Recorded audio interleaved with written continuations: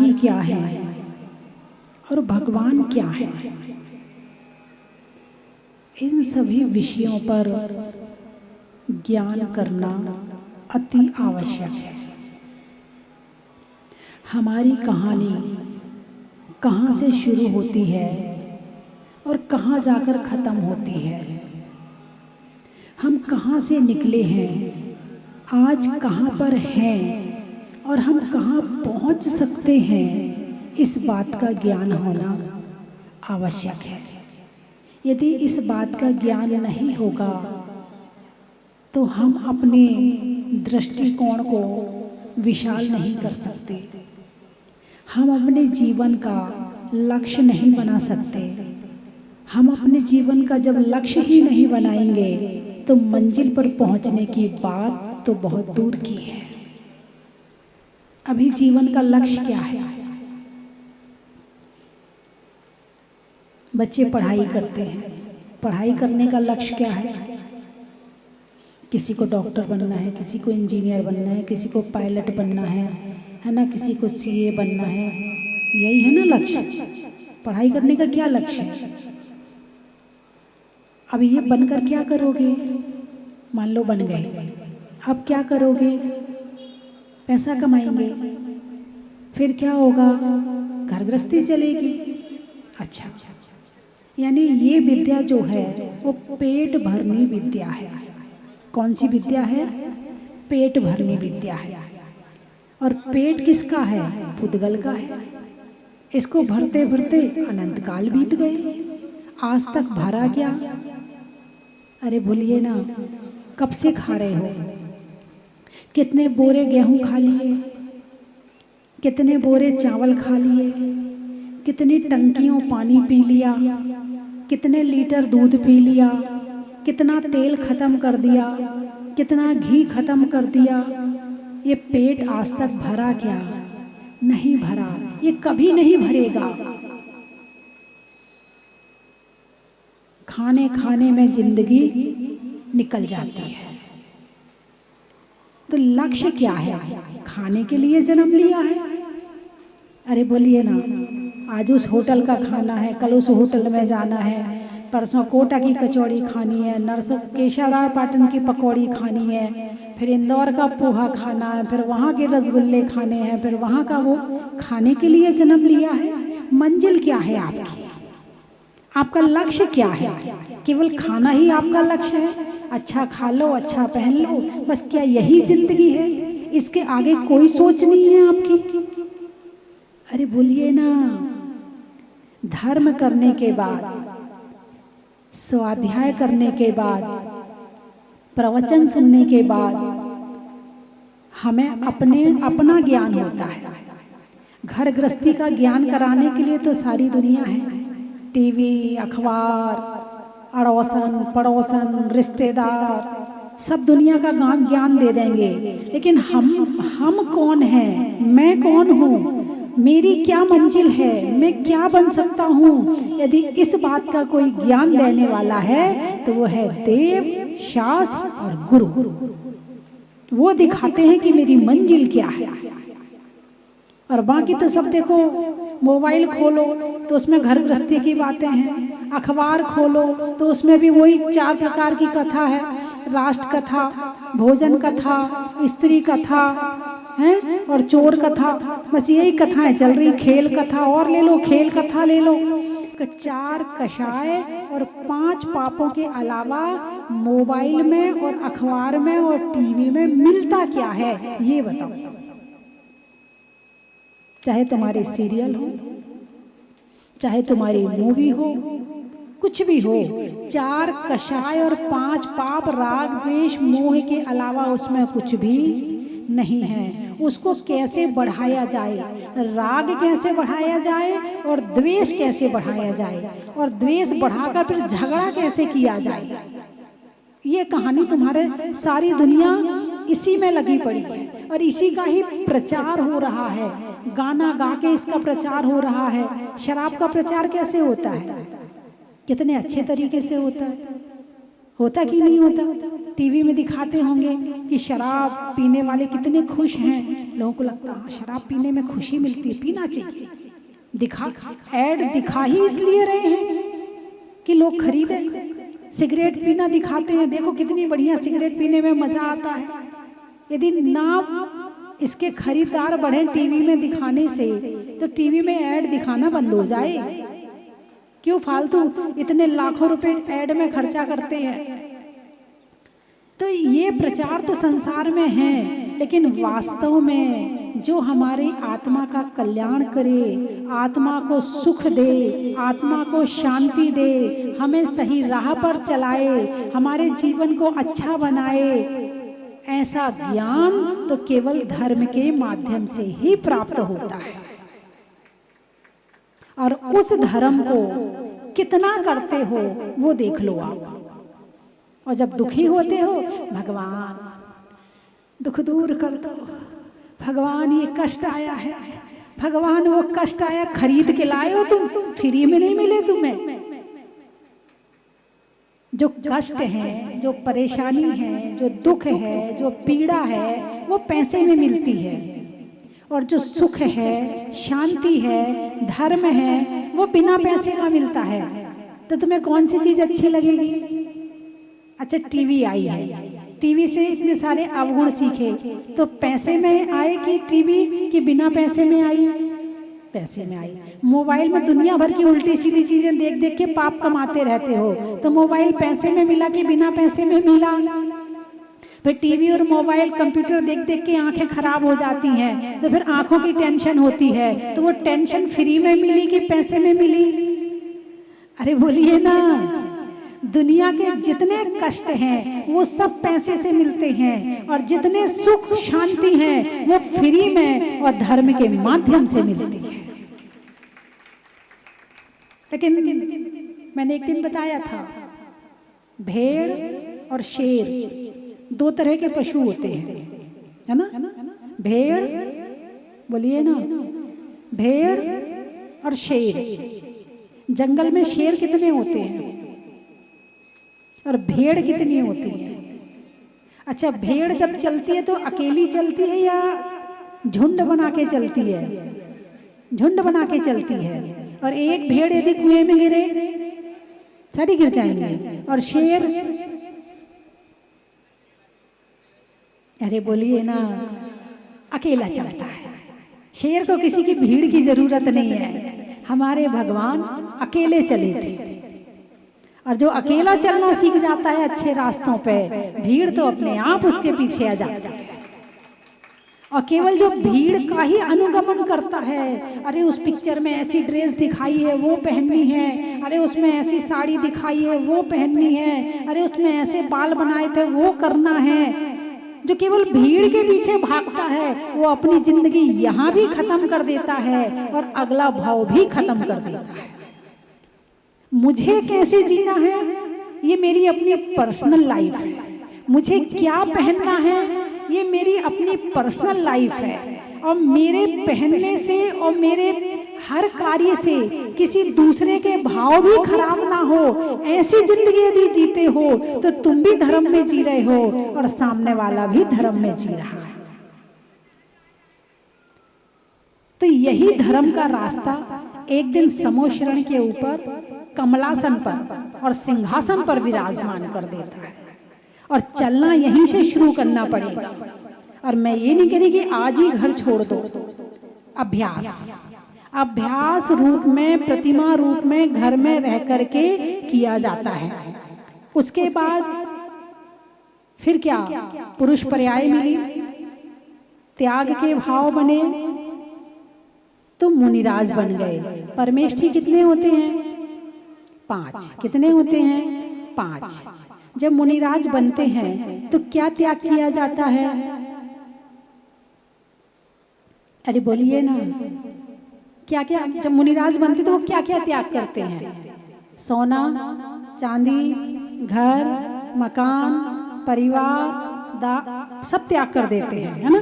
जो 10 प्रकार का परिग्रह होता है, क्षेत्र, वास्तु, हिरण्य, सुवर्ण, धन, धान्य, दास, दासी, कुप्प, भांड, ये 10 प्रकार का परिग्रह संपूर्ण रूप से त्याग कर देते हैं।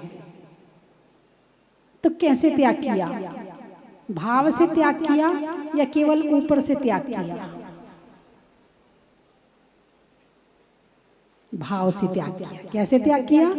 जब अंदर में त्याग की भावना आई तो बाहर की चीज अपने आप छूट गई, और जब अंदर में पकड़ने की भावना आती है तो फिर इकट्ठा करते हैं।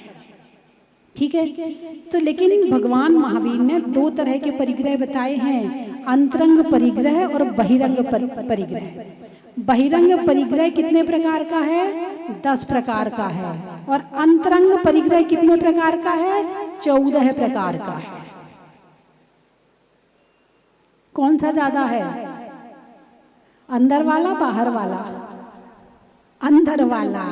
यदि अंदर वाला छूट जाए तो बाहर वालों को छोड़ने की जरूरत ही, वो तो छूटा छुटाया है। भाव ही तो अलग करने हैं। आप अभी यहाँ आए हो, मकान साथ लाए हो क्या? दुकान साथ लाए हो क्या? बाल बच्चे साथ बैठे हैं क्या? लेकिन अंदर से छोड़ा क्या? ऊपर से तो छूटा हुआ है मगर अंदर से छोड़ा हुआ नहीं है। तो अंदर से नहीं छोड़ा तो पास में नहीं होकर भी है, और अंदर से छोड़ दिया तो पास में होकर भी नहीं है। जैसे भगवान है, समूह शरण में इतने सारे भक्त आ रहे हैं, इतना वैभव है, लेकिन वो अपनी आत्मा के ध्यान में लीन है। तो इतना वैभव होते हुए भी उन्हें परिग्रह का पाप नहीं लग रहा है। क्यों? क्योंकि उनका मोह छूट गया है, मोह नष्ट हो गया है ना। तो 4 प्रकार की कषाय कौन कौन सी? क्रोध, मान, माया, लोभ।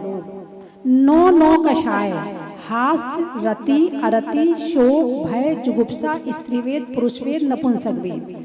ये 9 तरह के भाव, ये भाव हैं सारे। क्रोध क्या है? भाव है। मान क्या है? भाव है। मायाचारी, लोभ, हास्य, हंसना भी भाव है। जब तक अंदर से हंसी नहीं आए तब तक वो हास्य नहीं है। तो हास्य, रति, प्रेम, अरति, इसकी चर्चा अपन काफी कर चुके हैं। 9 कषाय और 1 मिथ्यात्व। ये 14 प्रकार का परिग्रह अंतरंग होता है। तो अंतरंग परिग्रह का त्याग और बहिरंग परिग्रह का त्याग कर दिया, अब बन गए मुनिराज। क्या बन गए? मुनिराज। इतना त्याग करने के बाद भी मोक्ष नहीं हुआ क्या? इतना त्याग करने के बाद अभी मोक्ष नहीं हुआ। अभी पुराने कर्म सत्ता में पड़े हैं, अभी उनको उनका हिसाब करना बाकी है, अभी उनको हटाना और उनको निकालना बाकी है। इसलिए अब करते हैं तपस्या। यदि मुद्रा देखी जाए तो मुनिराज की मुद्रा और अरिहंत भगवान की मुद्रा एक सी है, लेकिन अरिहंत भगवान में और साधु परमेष्ठी में अंतर क्या है? अभी साधु परमेष्ठी 8 कर्म सहित हैं और अरिहंत परमेष्ठी के 4 घातिया कर्मों का नाश हो गया है। ठीक है ना। अब उन्होंने जैसे भगवान महावीर ने दीक्षा ली तो वो बन गए साधु। क्या बन गए? साधु। आचार्य नहीं बने, उपाध्याय नहीं बने, क्या बने थे? अरे बोलिए ना, साधु बने थे। मोक्ष कौन जाता है? आचार्य, उपाध्याय या साधु? मोक्ष कौन जाता है? आप लोग पढ़ते ना, अरिहंति शरणम पवज्झामि, सिद्ध शरणम पवज्झामि, साहु शरणम पवज्झामि, केवली पर्णतम धम्मम शरणम पवज्झामि। इसमें कौन कौन आया? अरिहंत, सिद्ध, साधु और केवली द्वारा प्रणीत धर्म है। आचार्य उपाध्याय तो आए नहीं इसमें। तो क्या हम आचार्य उपाध्याय की शरण में ना जाएं? अरे बोलिए ना। आचार्य उपाध्याय पहले साधु हैं, बाद में आचार्य हैं, बाद में उपाध्याय हैं। ये आचार्य उपाध्याय संघ को संभालने के लिए पदवी है। क्या है? संघ को संभालने के लिए पदवी है। और जब समाधि का समय आता है तो इस आचार्य उपाध्याय पद का त्याग किया जाता है, उसके बाद साधु बना जाता है और फिर समाधि होती है। तो जो हमारे तीर्थंकर भगवान है वो आचार्य उपाध्याय नहीं बनते हैं, वो क्या बनते हैं? साधु बनते हैं, फिर तपस्या करते हैं, और जब चार घातियों का कर्मों का नाश हो जाता है तो साधु से पहले परमेष्ठी अरिहंत बन जाते हैं। क्या बन जाते हैं? अरिहंत बन जाते हैं। तो ये कर्म भी परिग्रह हैं। क्या? कर्म भी परिग्रह हैं भाई। कर्म कर्म हिताबंधी, जीवो जीव हितस्पृहा। कर्म कर्म हिताबंधी, कर्म कर्म का हित चाहते हैं, जीवो जीव हितस्पृहा, और जीव जीव का हित चाहता है। अब कर्म, एक कर्म जब उदय में आता है और जीव उसके अनुरूप हो जाता है तो दूसरे कर्म का बंद हो जाता है। एक खिर गया, चार को बंद कर लिया, फिर वो चार का उदय आया, फिर तुमने फिर उसके उदय में वैसे भाव बना लिए, फिर जैसे भाव बने फिर 8 से 16 कर्म और आ गए। यदि कर्म के उदय में आप शांत रह जाओ, कर्म निकल जाएगा तो नया कर्म का बंध नहीं होगा, और यदि होगा भी तो पुण्य कर्म का बंध होगा, और ऐसा पुण्य आपसे धर्म करवाएगा, आपसे त्याग करवाएगा, आपसे संयम का पालन करवाएगा, और फिर ये पुण्य एक दिन अरिहंत बना देगा।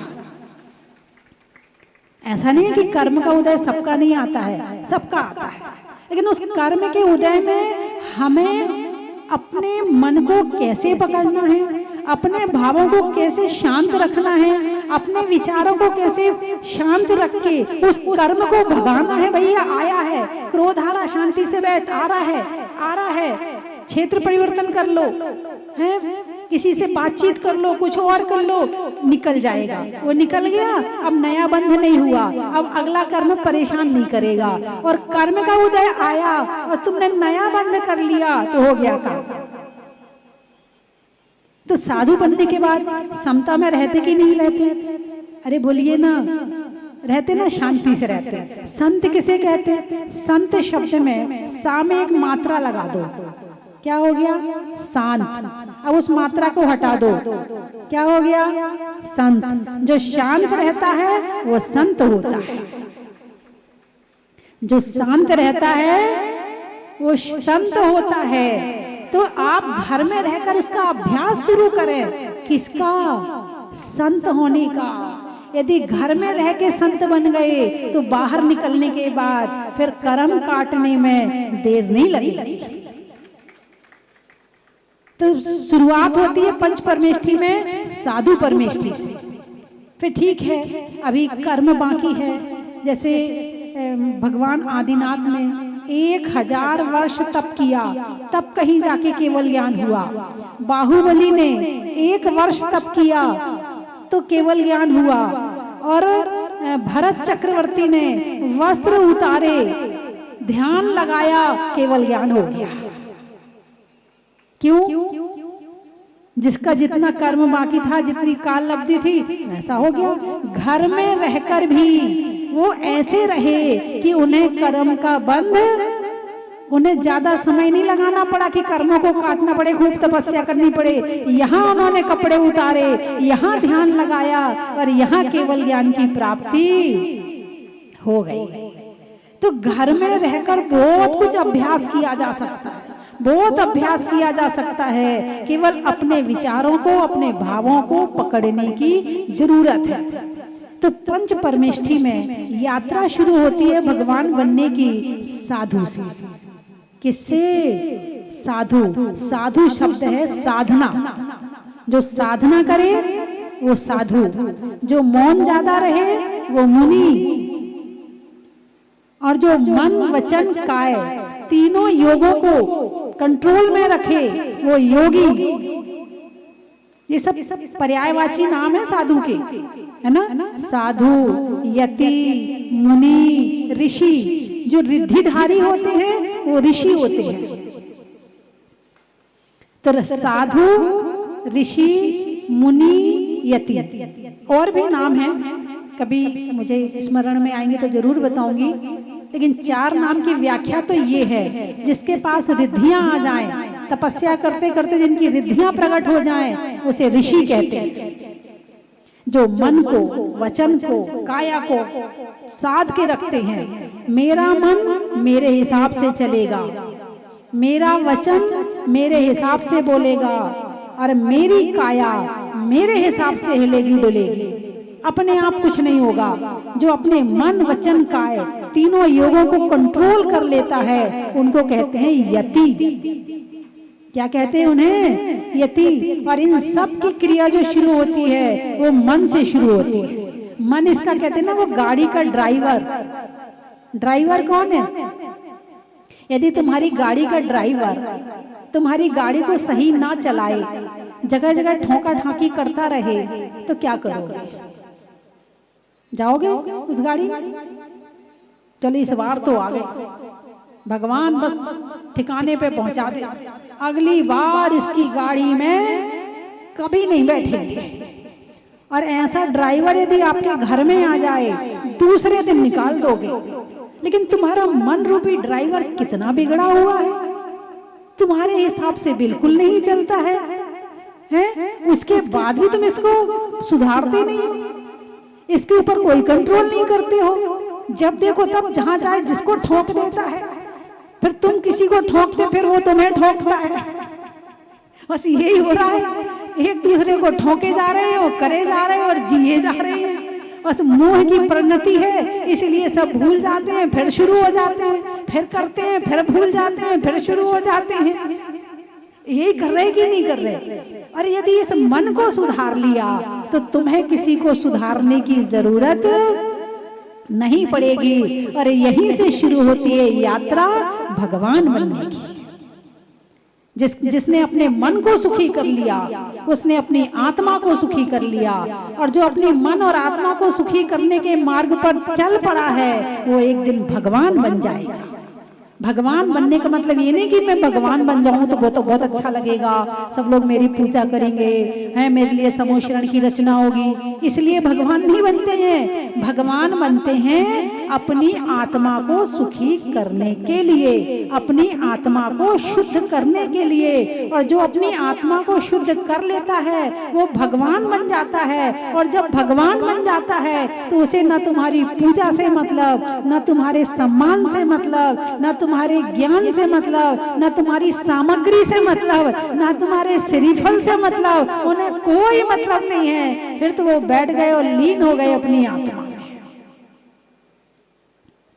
और उसका अभ्यास यदि आपने आज से शुरू नहीं किया तो ऐसा मनुष्य भाव पता नहीं कब मिलेगा, ऐसा कल्पद्रुम विधान पता नहीं किस जन्म में मिलेगा।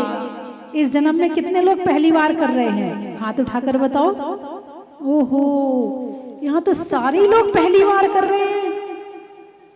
अब इस जन्म में एक बार तो कर लिया है, दोबारा के भाव मेरे और बन रहे कि एक बार और करवाऊं यहाँ पर।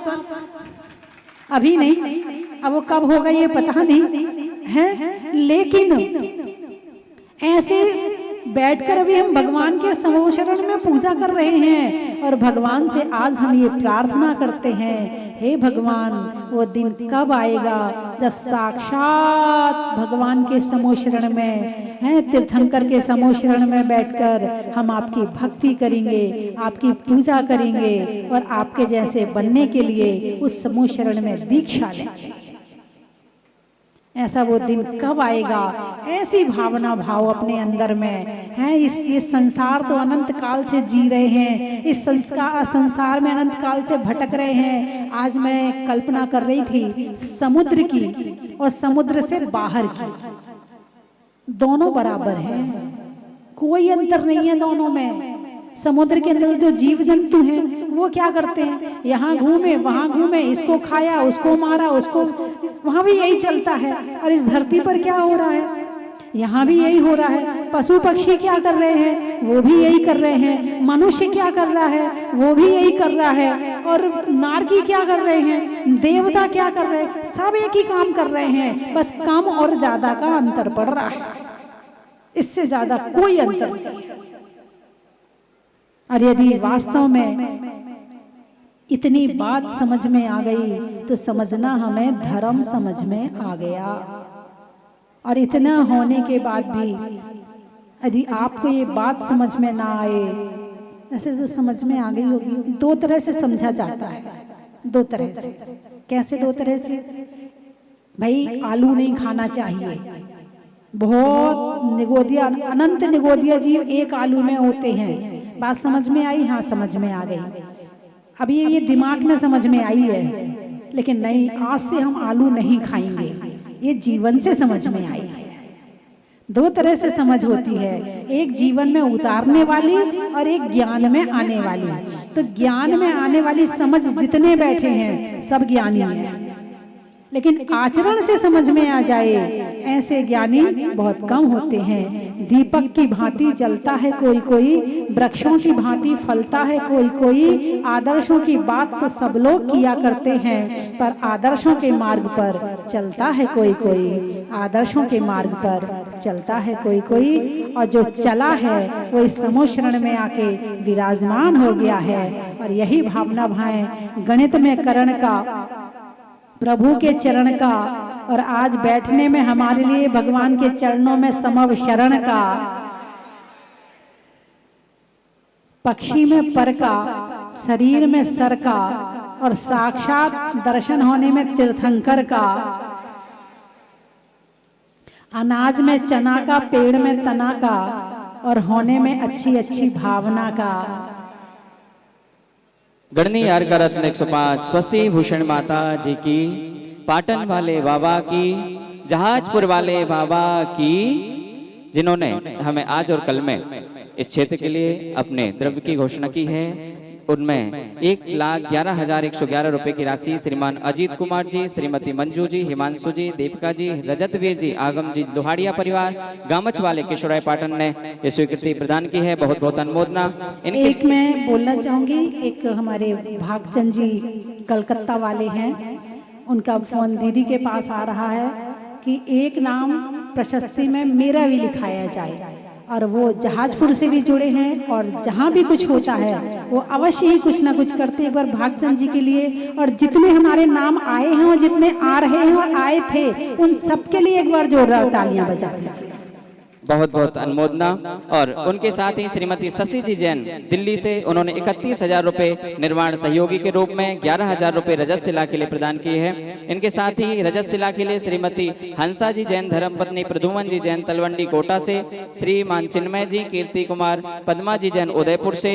इनके साथ ही ताम्रशिला के लिए श्रीमान अनूप जी, धर्मचंद जी, सचिन जी सोनी परिवार इंदौर से, श्रीमान सुदीप जी, पूजा जी, समस्त परिवार लक्ष्मीनगर दिल्ली से।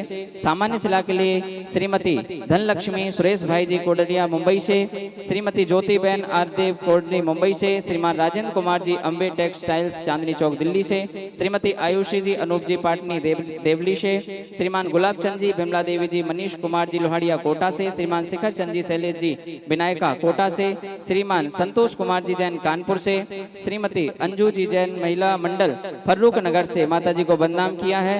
बदनामी करते हुए उन्होंने कहा है कि माताजी पुराने भक्त आपको बहुत याद कर रहे हैं। उन्होंने 11,000 रुपए की राशि रजत शिला के लिए और 3100 रुपए की राशि होशियार जी जैन फर्रुख नगर गुड़गांव से उन्होंने भेंट की है।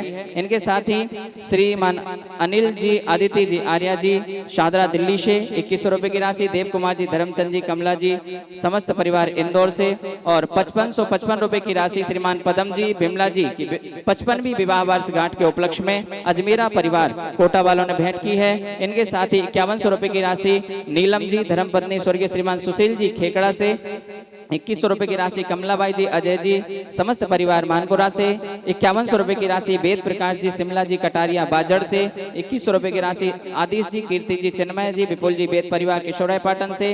भूपेन जी, प्रिया जी, महिम जी, पंखिल जी वेद परिवार किशोराय पाटन से, इन्होंने भी सामान्य शिला की घोषणा की है। इनके साथ ही आज हमारे बीच में श्रीमती रमा जी पधारी थी और वो चले गए, उनको जाना पड़ा चांदखेड़ी जल्दी। उन्होंने 51,000 रुपए की राशि की घोषणा पूज्य माता जी के चरणों में की और उनकी बहुत बहुत अनुमोदना। इनके साथ ही 21,000 रुपए की राशि जो हमारे सौधर मित्र श्रीमान चेतन जी हैं, उनकी बुआ जी श्रीमती मंजू जी जैन, धर्म पत्नी श्रीमान रमेश चंद जी जैन सागा हेड़ी वाले कोटा से हमारे बीच में है, उनकी भी बहुत बहुत अनुमोदना। इनके साथ ही 2100 रुपए की राशि LL पटलोली सरोज जी इंदौर से, चंद्रलेखा जी गांधीनगर इंदौर से, मीना जी धर्मपत्नी सतीश जी रोटा राजस्थान से, राजकुमार जी चंद्रा कांता जी पाटनी कोलकाता से 11,000 रुपए की राशि इन्होंने भेंट की है राजकुमार जी ने। और 11,000 की अभय कुमार जी, सलोचना जी समस्त परिवार फरीदाबाद से। 2100 रुपए की राशि बेला अंकित जी, रमल जी जैन बरवाई से, समस्त परिवार के लिए बहुत बहुत अनुमोदना। इनके साथ ही एक परिवार से श्रीमती शांति बाई जी, सज्जन बाई जी समस्त परिवार वालों ने जयपुर से 2100 रुपए की 3 शिलाएं भेंट की हैं। बहुत बहुत अनुमोदना। तीर्थ क्षेत्र कार्यकारिणी उनके परिवार से लंबा जयपुर से उन्होंने भेंट की है, बहुत बहुत अनुमोदना। तीर्थ क्षेत्र कार्यकारिणी कमेटी की ओर से इन सभी दानदाताओं के लिए मैं उनका बहुत बहुत आभार, बहुत अभिनंदन करता हूं। इनके साथ ही श्रीमान नेमी चंद जी, अरुण कुमार जी, मिथिलेश जी, देवर्ष जी, पाटनी परिवार मिसरौली वालों ने एक रजत शिला की घोषणा की है, उनकी भी बहुत बहुत अनुमोदना। और साथ ही कमल कुमार जी, रेखा जी, विवेक जी, रेणु जी जैन 12 से 5100 रुपए की राशि की घोषणा की है, उनकी भी बहुत बहुत अनुमोदना। इनके साथ ही स्वर्गीय श्रीमान इंदन कुमार जी, मनोज कुमार जी लोहाड़िया परिवार किशोराय पाटन वालों ने 51,000 रुपए की हीरक शिला की रोशनी की घोषणा की है।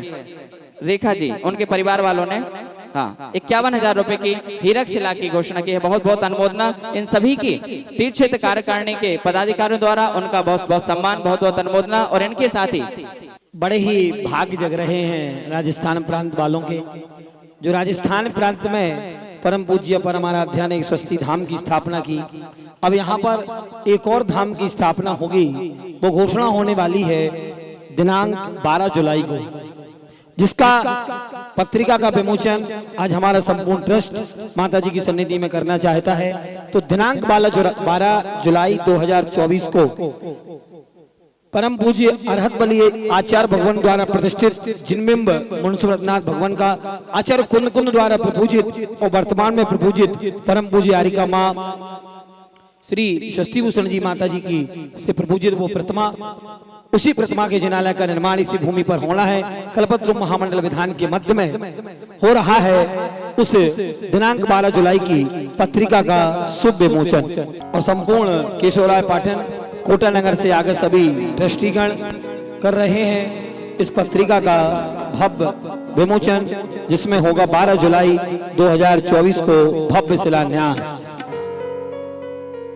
सुबह प्रातः 6:30 बजे होगा अभिषेक एवं शांति धारा, 7:30 बजे होगा ध्वजारोहण, 8 बजे होगा मंगलाष्टक एवं दीप प्रज्वलन और 9 बजे होंगे मंगल प्रवचन और 10 बजे होगा भव्य शिलान्यास। तो आप आइएगा। और 11 बजे से है वात्सल भोज, आगंतुक अतिथियों की संपूर्ण भोजन की व्यवस्था ट्रस्ट के द्वारा की गई है। आप आएं और एक नया मंदिर हम बनाएं और जीर्णोद्धारित जिनालय के लिए और मुंसो व्रत के दर्शन करके पुण्य लाभ लें। एक और हमें मुकेश कुमार जी, हरिप्रकाश जी, पवित्र जतिन पाटनी डडवाले, इन्होंने डडवाला वाले, इन्होंने 2100 रुपए की राशि घोषित की है। बहुत बहुत साधुवाद। और इनके साथ ही श्रीमान अशोक जी अग्रवाल, अंतिमा जी अग्रवाल लोहिया परिवार केशोराय पाटन, उन्होंने भी 2100 रुपए की राशि सामान्य शिला के लिए दी है, बहुत बहुत धन्यवाद। अब हमारे तीर्थ क्षेत्र कार्यकारिणी कमेटी के पदाधिकारी यहाँ उपस्थित हैं। मैं शीलाबाई जी, निर्मल कुमार जी, अशोक कुमार जी, अनंत कुमार जी, नैनवा वालों ने भी हमें 2100 रुपए की राशि की घोषणा की है। मैं निवेदन करूंगा श्रीमान अजीत कुमार जी, श्रीमती मंजू जी, हिमांशु जी, दीपिका जी लोहाड़िया परिवार हमारे बीच में है केशोराय पाटन का। एक बार जोरदार तालियों के साथ उनका स्वागत अभिनंदन करेंगे। पूरे परिवार के साथ आए और तीर्थ क्षेत्र कार्यकारिणी कमेटी शंकर की मूरत हो, 20 वे तीर्थंकर की मूरत को मन भर के निहारना। चलो स्वस्ति धाम, चलो स्वस्ति धाम, आओ स्वस्ति धाम, चलो स्वस्ति धाम। चन की थाल को सजाओ रे आज, रत्नों की थाल को भर लाओ रे आज। आओ आओ करे रे गुणगान आरती भगवन की। आओ आओ करे गुणगान आरती भगवन की। आओ आओ करे रे गुणगान आरती भगवन की।